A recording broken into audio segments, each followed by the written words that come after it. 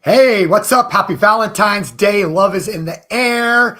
I hope you guys are having a great one. Have some nice plans this evening, either with a loved one or love yourself and do something nice like I don't know, a bath. What do you think? So anyways, I hope you have a wonderful Valentine's Day. And we're going to have some fun here today. We got about 30 minutes of question and answer, and we're going to make this thing hot and fresh and fun. So get your questions in the chat box over on the right-hand side, and we will answer all of those here shortly. Be back in 14 seconds to get this baby rocking.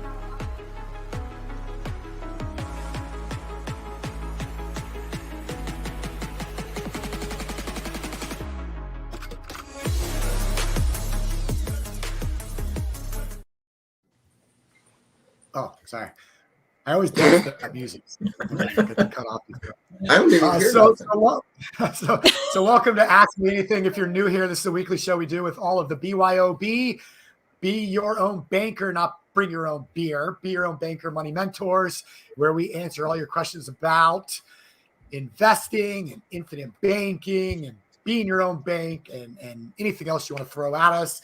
We're happy to answer. So today we can talk about the Super Bowl that just occurred. We can talk about the dude and how he's falling apart, or we can focus on your financial questions. It's up to you. I'm happy to talk about all of it. So put those over in the chat box. And while those are building up, what's up, Shauna? How are you? I'm doing great. Maybe we'll say a little disclaimer too. We don't have Gabby on here, which we really should, but it's not. We're not giving financial advice, but we are giving you best advice, I guess. Right? I don't know, but having a great day. My birthday was on Sunday, so I always like this week. You know, a good week. So that's my spiel. Birthday week. And you're flying somewhere nicer than upstate New York tomorrow, right? Yes, I'm going to California. I'm going to Carlsbad, California. I'm going to go to Kelly Cardenas puts on like a woman's hideout mastermind. So I get to go live in a house over the weekend with Tess and Julie and Lori and Hannah Kessler and who else is with me? Oh, Tracy, Debbie. So yeah, we're gonna be whooping it up down in Southern California. I might have to come crash the party. I'm like, you should. We actually have a beach. Like, I'm so excited. We have a beachfront freaking Airbnb. So I get to sleep. I get to pretend I live on the Pacific Ocean for like the weekend. I'm so excited. Carson, get your wig on and go down and join them. Yeah. Well, I already tried to speak into the women's group chat. I got declined. Kelly Cardenas is not a woman, so you know what I mean? Like, it's like not strictly ladies. But that was out of pure luck because Kelly, everybody thought he was a woman, so they joined, and then they realized Kelly's a man, and so he still got to get in there. I tried to speak in with Stephanie Nigel, and Tess immediately realized it was Stephen Nagy and declined it. Anyways, what's up, Carson? So Carson awesome. Lives in sunny California every day. Okay, every day. Get to see the beach. No, not really. 30 minutes away from Carlsbad. I probably should come down. That's funny. Nothing much going on today. I've been really busy working on a lot of different people's illustrations, which I've been learning how to do, and working on building infinite banking policies, how to structure them most efficiently. I've been working on and trying to dial that in so I can really help anyone building a policy for their strategy have the most efficient product to do it. So that's been a fun thing I've been learning and getting better at. Yeah, nothing else that's going on. Craig, what do you got? Before we introduce the rest of these guys, I got a question for everybody that's listening because this is driving me crazy. So do you see all of these freaking things in my hands? Yeah. These are all wireless Bluetooth earpieces, headphones that I wear when I jog. Now, given I live in South Florida, so it's hot as hell and I sweat a lot, but these things don't last long. I've tried the cheap Amazon ones, a couple pairs of those because I liked them. I tried the Rock Candy, which are like the mid-level. I tried the Apple iPods that are the expensive ones. I tried the Bose that are the super expensive ones. They all break. They last a few months and then they just stop charging and they stop sounding. So if anybody shares, please, like if you've had any better luck with wireless headphones please let me know because I'm sick of buying these things every few months and they break. Even the Apple ones, I got them. They broke. I had the Apple Care. I sent them back. They broke again a couple months later. And then they say, well, with Apple Care, you only get one replacement, I guess. So it's all a scam. But if anybody has a suggestion, I'd love to hear it. All right, Craig, go ahead. Thank you. Well, and we know that you're buying all of these products with your policy. So don't worry. It's not a big deal. Just keep buying it to your policy and paying it back. It's awesome. I don't think it works that way, but okay. Well, anyway, so I'm Yes. wearing some Okay, red. Dave. Can you see? Yeah, wearing some red Scroll. in honor of Valentine's Day. And I have to tell you, it's a rough day for me. I'll tell you why. Most people give flowers to their significant others, whatever else. I don't like flowers, and I'll tell you why. When I was a kid, pretty young was the first funeral I'd ever been to, and that smell of the flowers stuck with me. And so every time I smell flowers, I go back to the funeral. I don't like the smell of flowers. And there's one other thing. When I was dating Gina years ago, I showed up her one day in flowers, and she opens the door and she said, "What did you do?" And I'm like, all right, enough of this flower stuff. Enough of these flowers. But anyway, Valentine's Day is here. I hope everyone's got some plans. But just staying busy with the team. We're all doing building policies, like Carson said, trying to figure out what the most efficient thing is for for you, if you're trying to build policy for debt pay down, or if you're trying to buy something such as a major purchase like a car, maybe even do some investing. We're here to help do it. And with all that said, I'm going to pass it on to Joe. I'm having fun trying to figure out money trees in year 2 and 3. That's what I'm playing around with. So, And what do you mean by money trees, Joe? that's when you put in $1 and you're able to take out more than $1. That's your own money tree. What's your money tree grabbing right now, Craig? For every $1, you're at what? Well, my money tree is pretty robust, and so for every $1 I feed it, it gives me back a little over $6. See that? $1 for $6. So why wouldn't you want one of these specially designed policies for you? For real. I just opened. Craig helped me. He did the normalizer. Craig helped me look at what my newest bank, and I did the same thing. I kind of went down, and I'm like, okay, so when I'm 80, I can put in $3,000, and it's gonna give me $30,000. You know what I mean? It was pretty kind of cool, and I was like, I think at 80 years old, I could do that. As I go over people's illustration with them, I kind of compare that to going to the casino. Because I'm like, okay, so in year 4, okay, we have a money tree in year 4. And in year 11, where are you at? Oh, you're at 250. Oh, you're at 310%. So it's kind of fun for me as I go over the illustrations with the people. So, I love it. Good stuff. So if you guys have any questions, get them in. Right now, I don't see any questions in the chat, but we do have, we do have a couple suggestions for headphones. So Jabra and perhaps Skull Candy. All right. Thanks, guys. And, I'll check them out. Yeah, and then Justin's looking for earbuds as well. So we've got a few questions there. We did have one pre-submitted question about, let's see, sorry guys. So from Seth, he says, someone with multiple DUIs, can they BYOB? Oh God, why am I? I wasn't even on the screen. Thanks, guys.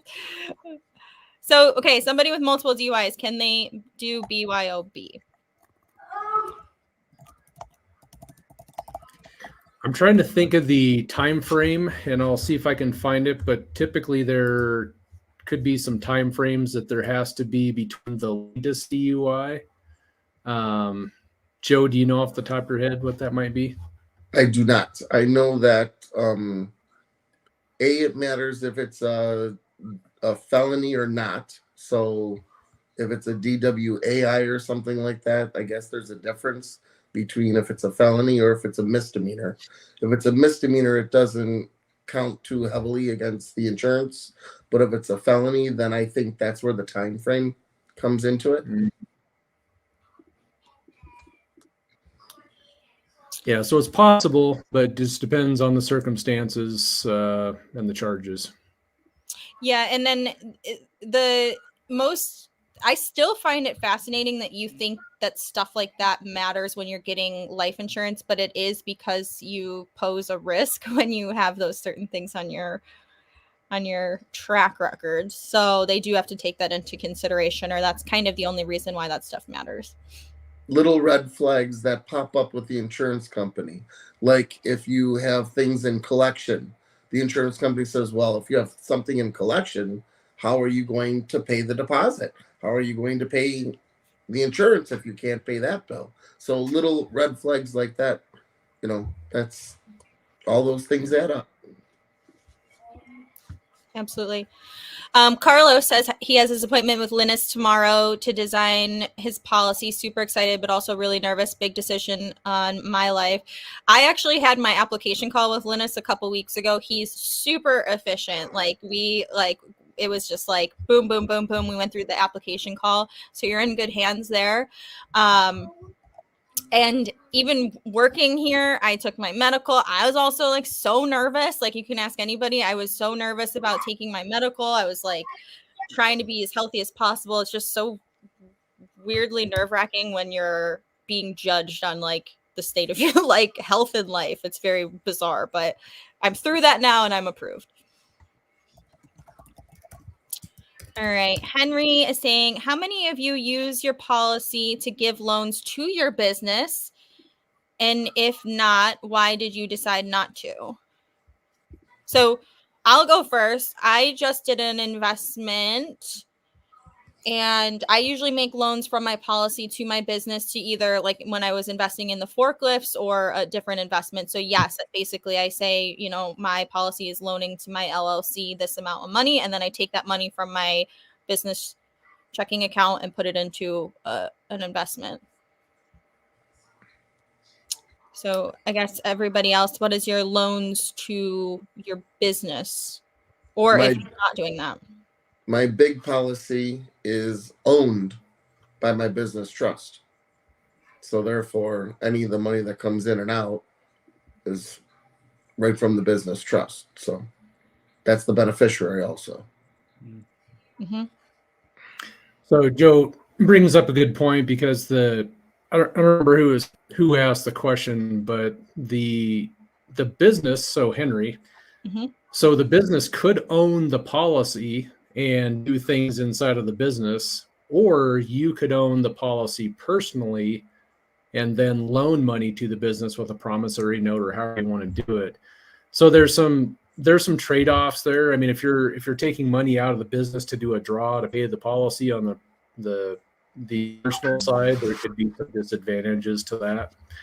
So it kind of depends on where's the source of the money and what are you going to do with the policy. But I think like what Shauna said, that's what most of us on this team do is we use our policies for some sort of business or investing, whether that's with private lending, buying equipment.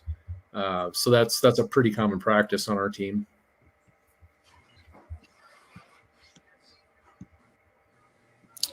All right.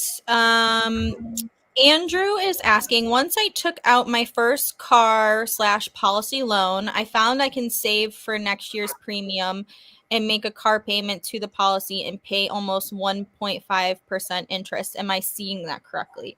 I don't know how to answer that specifically. That's a Mr. Spreadsheet.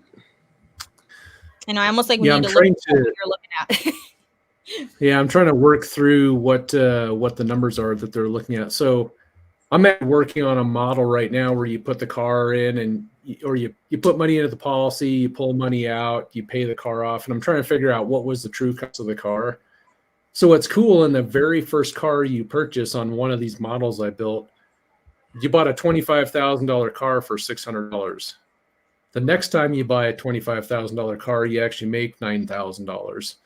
So it's kind of cool how you can use these policies to do that. So I'm wondering if what Andrew's looking at is by paying a simple interest loan, what is the true interest cost of that loan? That makes sense. That's what it sounds like. Mm-hmm. Yeah. And 1.5. It depends on the time frames that you're looking at, but a lot of times, if here's an example: if you got a $10,000 loan at 5%, and you made $500 payments throughout the year, that actual loan cost is about 3.3%. So instead of a 5% loan cost, it's about 3.3. So in his case, I don't know if it's down to 1.5, but we'd have to look at the numbers. Love it. Okay. Edie is asking, can I own a policy on someone else? After that person goes through the application process and the medical, and then it goes into enforcement, and then that person would transfer the policy over to you, being daughter, grandchild, whatever, aunt, uncle, Business partner. business partner, sister, brother. Okay. Vince is asking, he asked last week, which I wasn't on last week, but more of a detailed, he's trying to be more detailed today. But like, let's say he gets a policy now and like he moves out of, country and he becomes a citizen somewhere else. Does he have to give up his policy? No. Nope. Okay. Once he gets it, it's his forever. All right. So Vince, I would say get that. Okay. R&T Express is saying, if I get a loan from Cash Value for $2,000 and put back $2,500 in cash value, is that possible?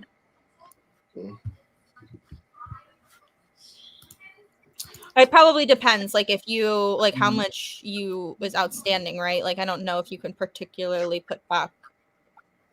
I mean, just that the answer to that question would be no.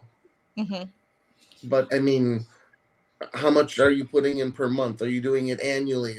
Did you put in a dump? I mean, just that question, you can't put in 2,000 and put back in 2,500. You would put over the limit. Right, but what you end up doing is if you're kind of paying yourself back, and that's like that $500 you could have in a separate bank account, that you are constantly using too. You would fulfill, like if you took out $2,000 and said that you wanted to do $400 a month.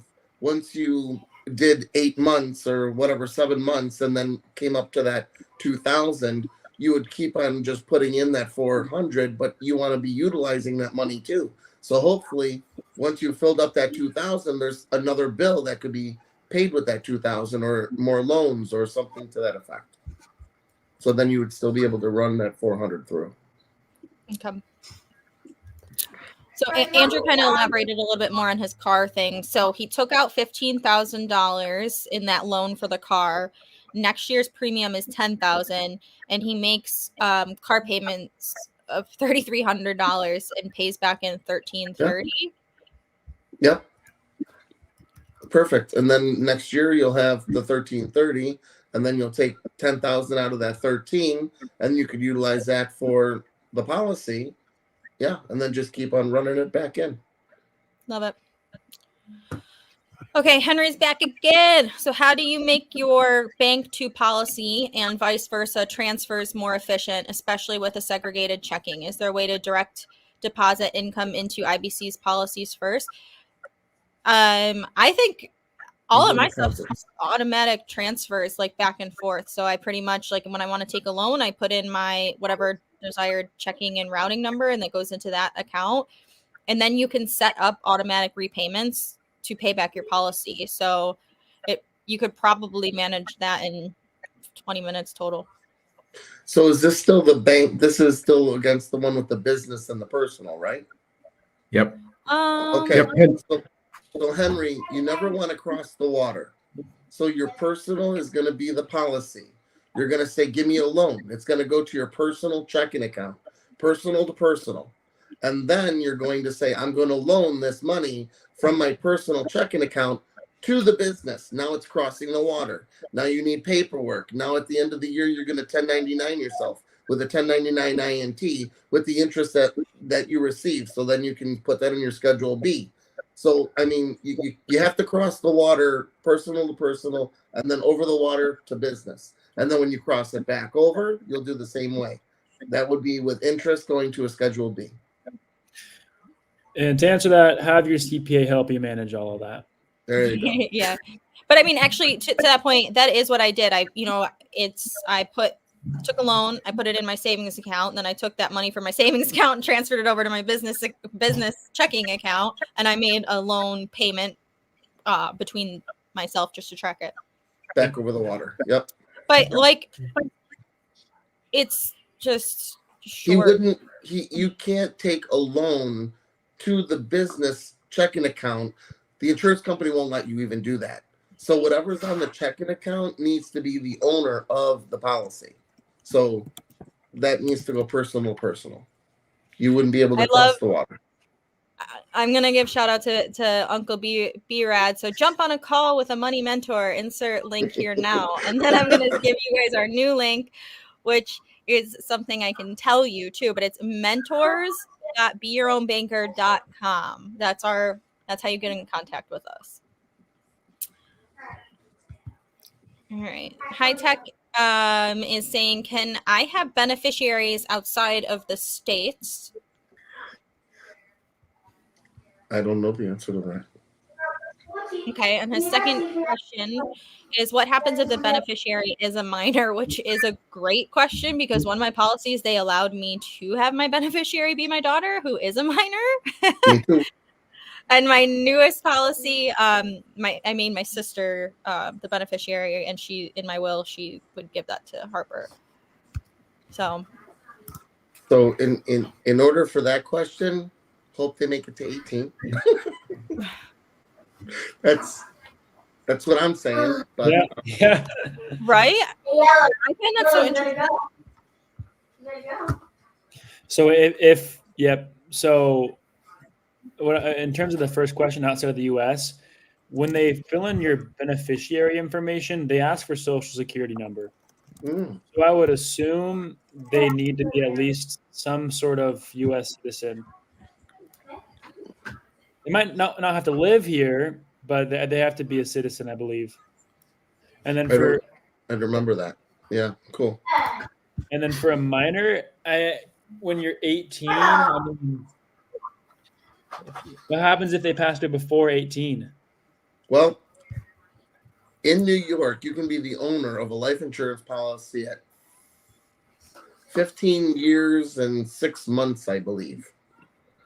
But I don't know if any of our insurance companies would actually let that happen. But it is a law in New York State.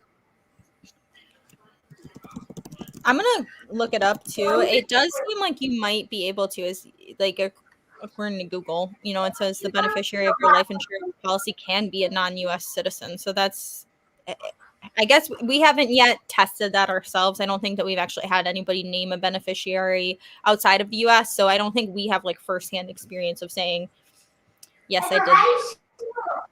And because Social Security is not mandatory. And I will say, like, for some reason, when I put my sister as a beneficiary, it was literally her birthday and her name. Like, I don't even know. Like, they didn't even like have like a phone number. I don't know how they're going to contact her.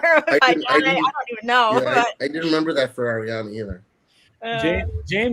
Jim had a good response. He said, generally speaking, a beneficiary does not need to be a U.S. citizen, but international beneficiaries may face tax implications. So there's a CPA's response. And also, James, I don't know if your ears were ringing, but I was thinking about you earlier today, and I'm going to hit you up about the Orlando experience.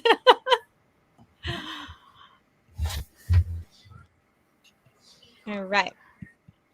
So Sam is saying, in a policy setup with a $15,000 dump-in and a $10,000 yearly deposit, what factors go into play in deciding the split, like the type? That's a good question. I've been asked that a few times lately where it's like, okay, well, is my policy a 75-25? Is it a 40-60? What am I going to do? Oh. And it's an interesting question because when we set up a policy with no dump-in, then we can split it in a few different ways. But when you add a dump-in, we have to increase your death benefit so your MEC limit's high enough to allow you to do the dump-in, which means there's only really one way to make it as efficient as possible. maybe a couple, but we have to add extra costs of insurance to let you do the dump in. So when you tell us 15K dump, 10 premium, well, we're going to try and structure it as close to the MEC limit as possible. So it might end up being 70-30, might be 60-40, but it's going to be somewhere in that range, depending on how efficiently we can build it around your age, your health, things like that will play a factor. Does that answer the question? That's a good answer. It's how the algorithm of the, system works when we put the numbers in. Yeah.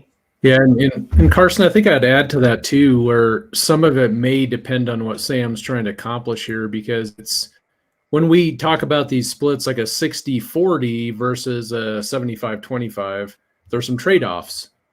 In a 60-40, you'll have less cash value up front, but some longer term growth. In a 75-25, you'll have more cash value up front, maybe less growth in the future. And when I say in the future, that could be year 15, could be year 20. But that's the trade-off. The higher the ratio on those splits, you're going to get more cash up front, but it comes at a trade-off of growth in the policy in the later years. So those are just some of the things I would look at. So it kind of depends on what you're trying to do with the policy as well. Yeah. And you may have to add some term insurance on the policy too, if we're adding a dump in. And so if it is a 75-25 split, we might have to add term, where now more of your premium goes to a cost and not to your cash value or long-term cash value. And I don't really like to add term. So it also depends on how we structure it. I agree. And then, oh, go ahead, Shauna. Well, I was going to say, I think my newest policy is probably like a 60-40. I don't know if, Craig, if you could decipher that from what I shared with you. But I kind of like the idea, and I try to give myself delayed gratification, and I try to plan for a little bit of better in the long term than trying to have that little scarcity mindset of being like, how much can I get out of it immediately? Like, I'm learning as I go, and I'm probably going to be smarter in 2-3 years. So like, my money tree doesn't start till five years from now. And I think that that's fine. I'll probably have made better connections by then and whatnot too. So I'm not necessarily like looking sometimes to just like have that, I don't know, like year 2 thing. That's just like my mentality. And I don't know if that helps anybody. Another thing I want to talk about, these splits. Yeah. These splits are only for about 24 months. Because usually once you get into the 3rd year, you're barely putting anything in, maybe $100 a month, if that, into the policy, because that's just the way they grow and they compound. So these splits are really only in the first 2 years that it really even matters. And it just depends. Would you rather have a money tree in year 2 and put in an extra $1,500 in year 1? Everybody would say, well, of course I would. Well, that's the difference between a 60-40 and a 50-50, or a 70-30 and a 50-50. That's all it is. So when people are trying, when I'm on a phone call with somebody and they want to go down the rabbit hole with these splits, I'm like, forget it. Don't even go there, because I can give you a better policy with a 50-50 than a 25-75, and you're going to like it and not even know the difference. Because yes, you won't. How would you know? Unless I told you. Yeah, and Joe, what sometimes people hear that the higher the ratio, the better it is. So 90-10 must be better than a 60-40 or a 75-25. But at the end of the day, what's happening is there's a lot of moving pieces in design here. And sometimes when you do a 90-10, that won't be as efficient as a 70-30 because of the term costs. So we're in the background trying to figure all the stuff and turn all these dials, and that's what Joe's saying too. With some of the 50-50s, it is the best way to go because you get your money tree at year 2, and we've done plenty of those. Plenty of them. Yep.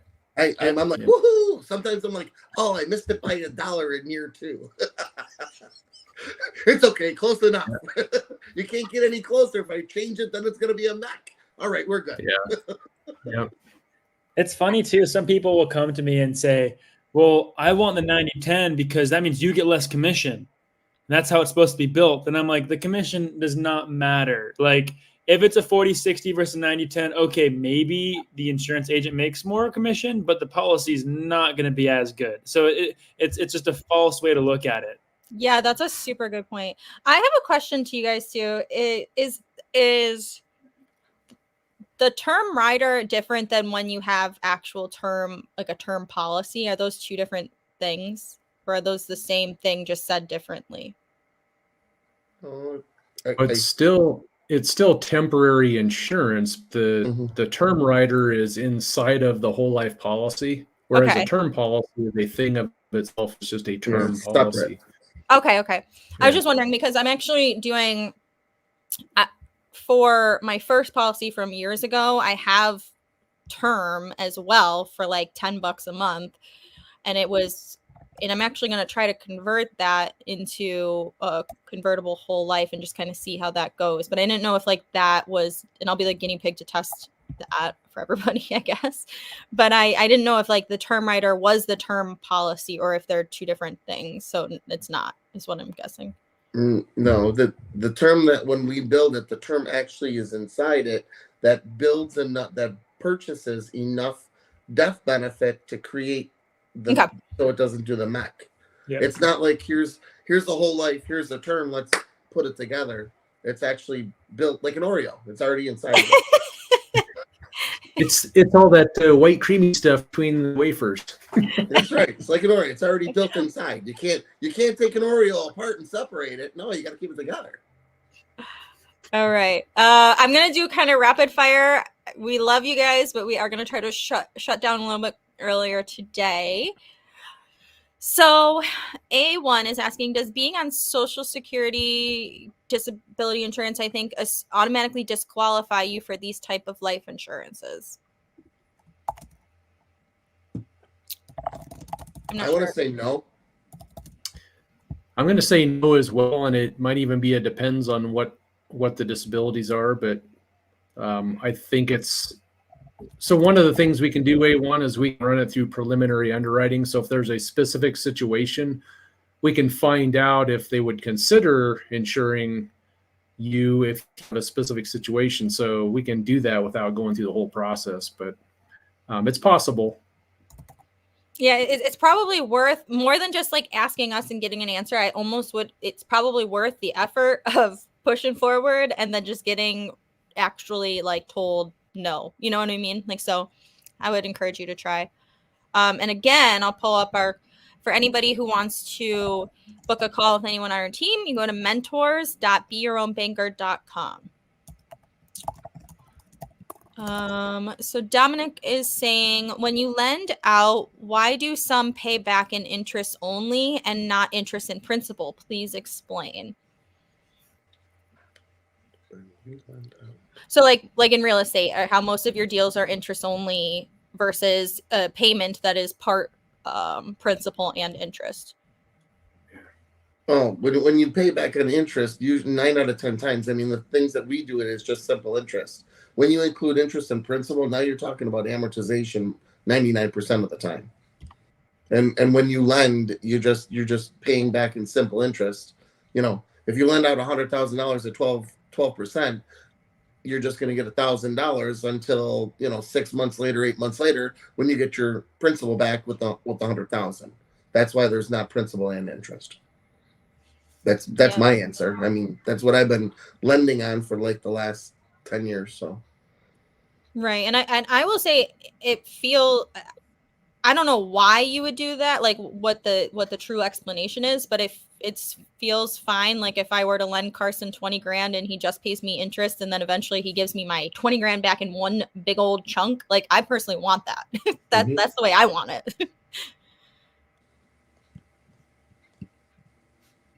Okay. If we have a plan that is 60-40 and we have money to dump in, is it better to just start a new policy or can we add it to a current policy?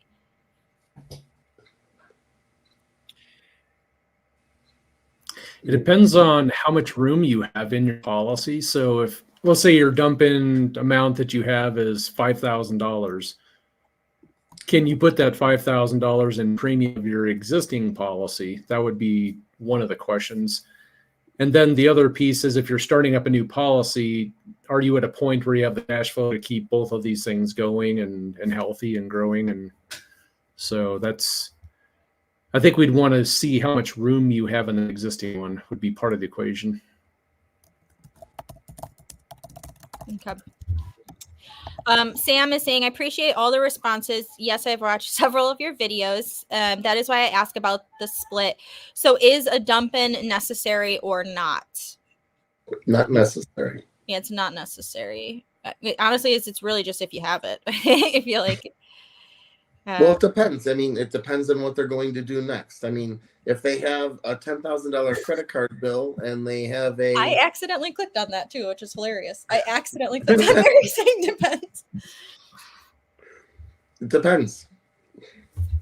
If you're going to pay off a debt and then recapture it, if you don't have a debt and you just want to run it through and put it into an investment, yeah, run it through. That's how you make money twice. That's what I do. Yep. And for example, I don't know if you guys have any policies where I have policies where I didn't do a dump in and then one where I did do a dump in. Like it depended on what I was doing with it. So, oops. Okay, Mike is saying less of a technical question, but after getting your first policy, when did you first start seeing obvious advantages? Was it a few years? Was there a moment when you were like, wow, I see the power of this now? That's a great question. Pass it to Craig, maybe. Yeah, I mean, I guess you could look at it from a couple different perspectives. One is you can look at the efficiency points of the policies. We talked about a money tree, and what we're talking about in the money tree is when you put $1 into the policy, when you grow at least $1 or more. That can happen a year 2, that could happen a year 4, that could happen a year 5, just depends on the policy. So somebody might go, wow, I'm at a tree, it's awesome. I'm at year 3 and I'm getting a money tree. The other way to look at this is if you're running money through policy and you're pulling it out to invest, well, you're making money in 2 places now. That's an immediate win. So there's some different perspectives of how you might look at this, but I think the sooner you start on this, the better it will be, because I look at some of my policies that are like, one of them is 15 years old, and I just go, dang, I wish I had about 6 of those that, were started 15 years ago. But, that's just the way it is. It's, so I guess I would look at those efficiency points. When do you get your money tree? I'd also be looking at it from a perspective of, hey, if you're going to buy a car, do you want to go spend that money at the dealership and 100% of it's gone? Or do you want to run it through a policy and be able to keep some of it? We don't know anybody that did that, do we, Craig? That buys cars with cash without using the policy. I don't know. Yeah, so, and then started his policy the next day. Yeah, and then started his policy the next day. Yeah, this guy, this one right here. Yeah, Mike. So, if you had $100,000 and you wanted to go buy a vehicle, and you paid cash for it, hey, you're cool. You just paid $100,000 forever. If you were to take that $100,000, run it through the policy as a dump, that 100 will now make you dividends and interest every single solitary day until you stop breathing.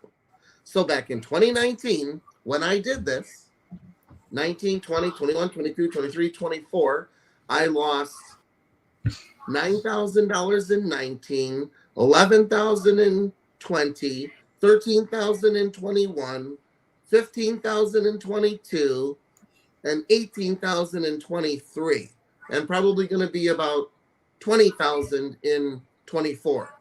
So add all of those up, and that's what I lost in 6 years because I paid cash for my car back in 2019. And you know what I want to point out is, like, I feel like when we look at the policies, we act like time takes forever, and time doesn't. Like, if you're watching this on Facebook right now, like, you get those memories that say, like, this is what you posted 10 effing years ago. Like I just, saw a picture of my daughter who's like a baby, and like 10 years goes like that. And for me, the exciting part too is, like, I think once 10 years is in your policy, that 11th year, it's like you can only put in like barely any money, it seems like. And then your cash value is just like explosive. And I do feel like somehow we think time goes so slow when we think about these policies, but like in my real life experience, time goes fast as hell, and True. you will see the benefits. It's true. Speaking of time, I gotta go. It's okay. You can go. We'll finish up a couple of these questions. Love you guys. Happy Valentine's Day. Bye. Yeah, you Happy do. Valentine's Day. All right, we're gonna stay my on for reservations another are until 3 minutes. We're gonna end at 5:15. Eve brought up a really good point about the why you only pay interest only versus interest and principal. Is so like if you're borrowing for real estate, you're paying just the interest ensures the success and so on.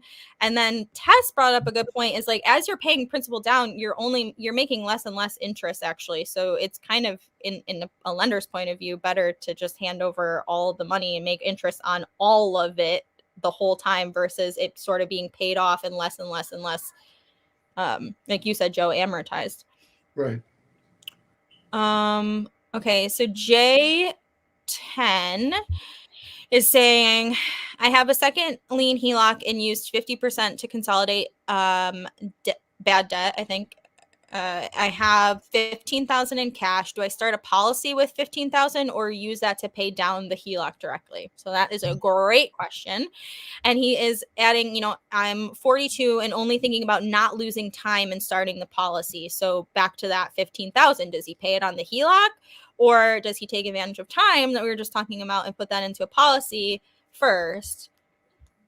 I wish you would have used the entire second lien HELOC, put it into an investment, took the interest, brought that back in, and then consolidated the debt with interest instead of using your principal. That's first.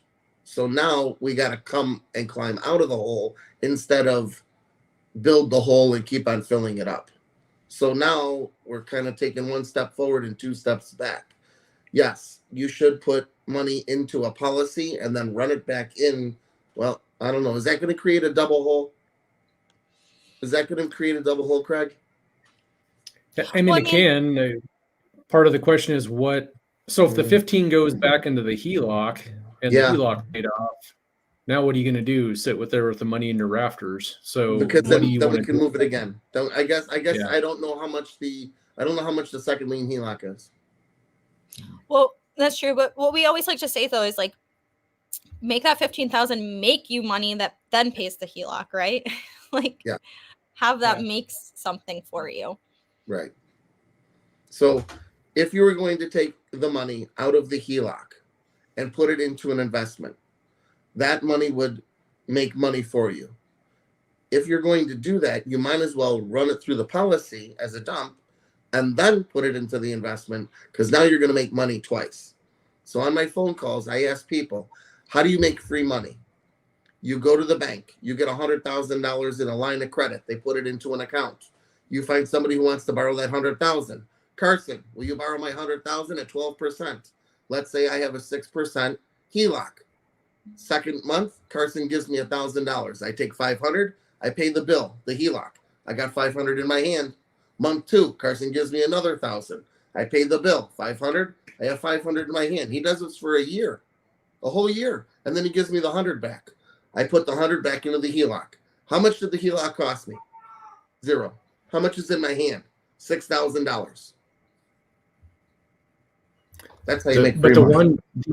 And Joe, the one other piece we want to do is we want to at least pay the loan interest on the policy out of that amount of money you have in your hand. So a little bit will go to the policy loan interest, but it won't be much. But yeah, you're creating once it's time to pay cash. Yep. All right. Well, that's all of our questions today. Thank you guys so much. We're going to dip out. I actually just remembered something. So I don't know. Does anybody watch I have one of these guilty pleasures of watching chiropractor reels and stuff. When I go to bed, I'm looking at people getting their back cracked and stuff. Really? And I'm going to and TikTok guy, but I'm in California, Carson. There's this guy who's got like, a bunch of followers, and I'm made an appointment. So next Wednesday, I might show you guys my TikTok famous chiropractor visit that I'm going to have on Monday. You can go to mine. You can go to mine. He's right. He's on a word. No, I can't wait. I want all the special. Oh yeah. Yeah. I go about twice a month. I love it. It's a tasty little treat. It is. All right. Thanks, everybody. We're signing off. Happy Valentine's Day. Do the special exit. All right. Bye, guys. Bye.